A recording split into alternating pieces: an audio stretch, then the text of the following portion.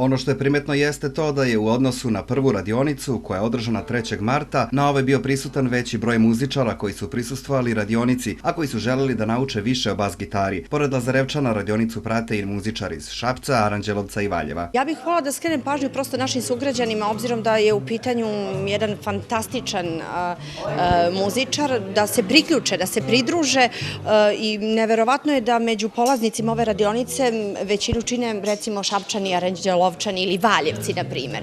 Dakle, ja znam da Lazac ima fantastične rock bendove, ja pozivam možda i njih da se priključe, da budu ovde prisutni, da pomognu, a i ovaj mlađi naraštaj da izbegne ono što nam nudi Ibarska magistrala, da se okrene ka dobrim i pravim vrednostima.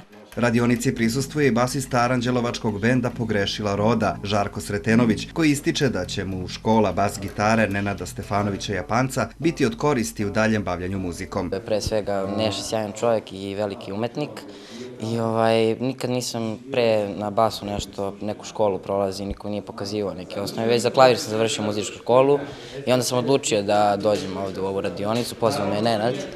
I mislim da je to pravi potez, adekvatan. Dakle, prvi put si ovde danas? Prvi put sam ovde danas. Planiraš i u nastavku, dakle, znaš da će se održavati svake prve i poslednje srede u mesecu? Da, planiram naravno da to održim do kraja, koliko mogu mogućnosti zbog nekih svirki ili nečega, ali pokušat ćemo to da držim. Da li ćeš svoje znanje preneti na tvoje kolege i drugare iz Aranđelovca i da li pustiš poziv da se priključe ove škole? Pa naravno, već sam ja počeo da doveo sam još jednog druga iz Aranđelovca i informisani su o tome i verujem da će biti odziv dobar. Škola bas gitare Nenada Stefanovića Japanca u Centru za kulturu Lazarevac održavaće se svake prve i poslednje srede u mesecu.